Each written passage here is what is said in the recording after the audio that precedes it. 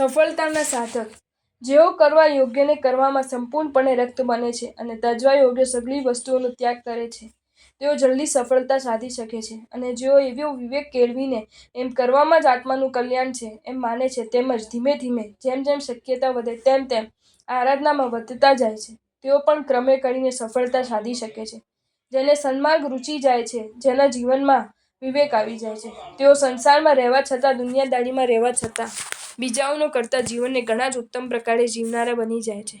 અહીં હું 3 રાજકુમારોનું દ્રષ્ટાંત આપું છું. સાંભળેલા દ્રષ્ટાંતમાં હકીકતો સંબંધી હેરફેર સંભવિત છે, પણ આપણે તો મૂળ વસ્તુ કે તેના ઉપરથી સાર લેવાનું છે તે તરફ જોવાનું છે. 3 રાજકુમારોના દ્રષ્ટાંત ઉપરથી સમજાશે કે સન્માર્ગ જેને રૂચ્યું હોય તેની દુનિયામાં રહેવા છતાં પણ એવી ઉત્તમ દશા હોય છે. આ કરવા યોગ્ય અને આ તજવા યોગ્ય એટલો પણ વિવેક જે આત્માઓમાં આવી જાય છે, તેઓ પોતાનું ધીમે ધીમે પણ કલ્યાણ સાધી શકે છે. પરંતુ જે આત્માઓ દોષને દોષ રૂપે સમજતા નથી, તેમજ દોષને પણ ગુણરૂપ માનીને દોષને ટાળવાનો ઉપદેશ સંભાળવાને પણ ઉત્સુક બનતા નથી, તેવા આત્માઓ ઉત્તમ માનવ જીવનને પામીને પણ જોઈ તો લાભ ઉઠાવી શકતા નથી. એક રાજાને 4 દીકરા હતા. પોતાની પાછળ રાજાને માટે પોતાના પુત્રો વચ્ચે વિખવાદ ઉત્પન્ન ન થાય એ માટે રાજા યોજના કરવાનો વિચાર કરતો હતો. પણ ચંચલ આયુષ્યના ધારનારાઓની કેટલીય ધારણાઓ મનની મનમાં રહી જાય અને આ દેહ છૂટી જાય, એ તદ્દન સુસંભવિત છે. તે રાજા માટે પણ એમ જ બન્યું. રાજાએ પોતાના 4 દીકરાઓને સર્વ કળાઓમાં કુશળ બનાવ્યા છે. સૌએ ધર્મકળા પણ લીધી છે, પરંતુ સૌથી મોટા દીકરામાં ધર્મકળા બરાબર પરિણમી નથી. ધર્મકળા પરિણમ્યા વિના અન્ય કળાઓ અનર્થને કરનારી નીવડે એમાં આશ્ચર્ય પામવા જેવું નથી. રાજા તો યોજના કરવામાં વિચારમાં ને વિચારમાં મરી ગયો. એટલે રાજકુમારોને પરસ્પર સમજાવટપૂર્વક રાજ્યની વહેંચણી કરવાની બાકી રહી. 3 નાના રાજકુમારે વિચાર કર્યો કે પિતાની ગાદી ઉપર પાટવી આવે. આથી તેઓએ ભેગા થઈ મંત્રીઓને અને સામંતોને બોલાવી મોટા ભાઈ ઉપર રાજ્યાભિષેક કર્યો. રાજ્યાભિષેક થઈ ગયો. મોટા ભાઈને રાજા તરીકે જાહેર કરી દીધા. આ પછીથી મોટા ભાઈની પાસે 3 નાના રાજકુમારોએ માંગણી કરી કે તમને અમે રાજા બનાવ્યા, હવે તમે અમે સુખપૂર્વક આપના ભાઈ તરીકે જીવી શકીએ એટલો રાજ્યમાંથી ભાગ આપો. અમને એટલી જ માત્ર સામગ્રી આપો કે જેથી આપના ભાઈ તરીકે અમે અમારું જીવન સુખ અને ગૌરવપૂર્વક વ્યતીત કરી શકીએ. આ માંગણી કોઈ ગેરવાજબી હતી.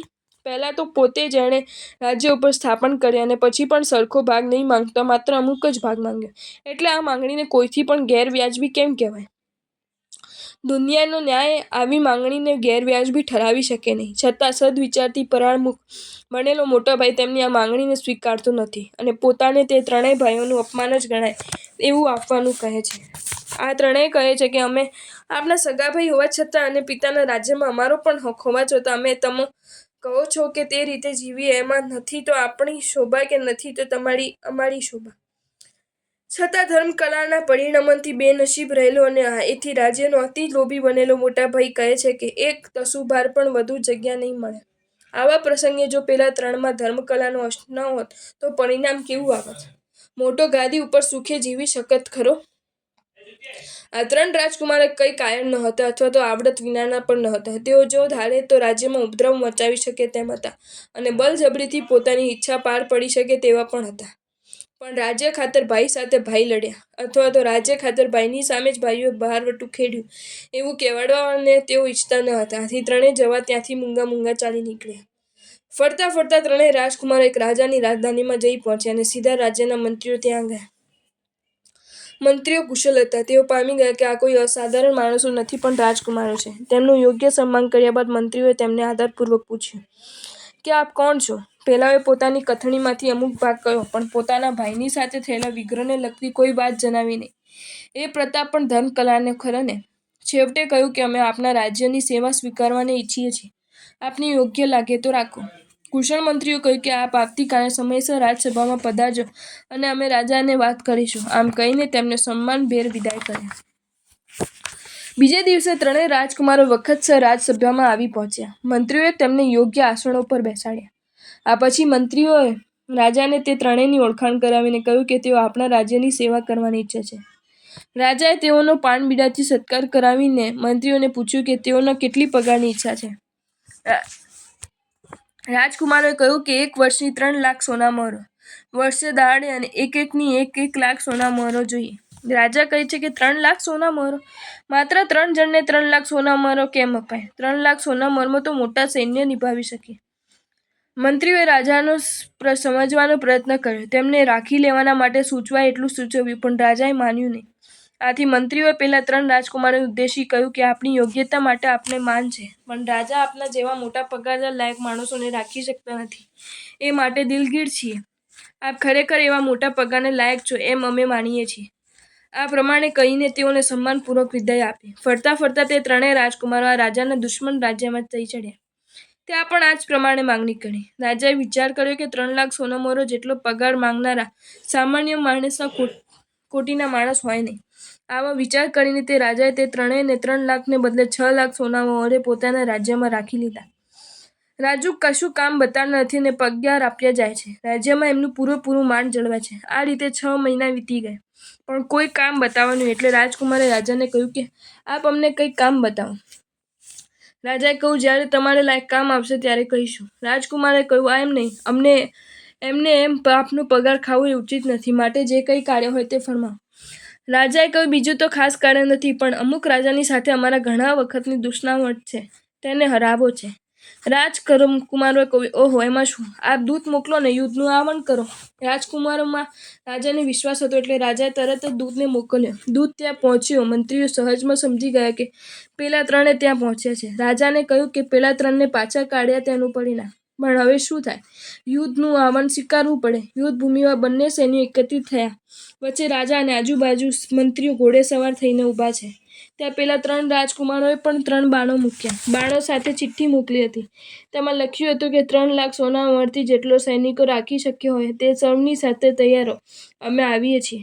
આખા સૈન્યને ભેદતા તેઓ આવે છે. ચેતવણી આપવાનું કોણે શીખવ્યું? ધર્મનીતિએ. ધર્મનીતિ એ શીખવે છે કે રાજ્ય કરવું નહીં, અને કરવું પડે તો પણ તેમાં અનીતિ કરવી નહીં.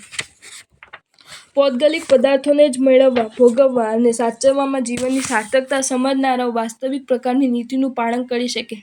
એ શું શક્ય છે? નહીં જ. 3 રાજકુમારો ઘોડેસવાર થઈને સેનાને ચીરતા ત્યાં રાજા અને 2 મંત્રીઓ છે ત્યાં આવી પહોંચ્યા. 3 રાજા અને 2 મંત્રીઓએ 3ના કપાળની સામે વાળ પૂંછેટા ભાલા ધાર્યા. પછી કહ્યું, બોલો, શું કરવું છે?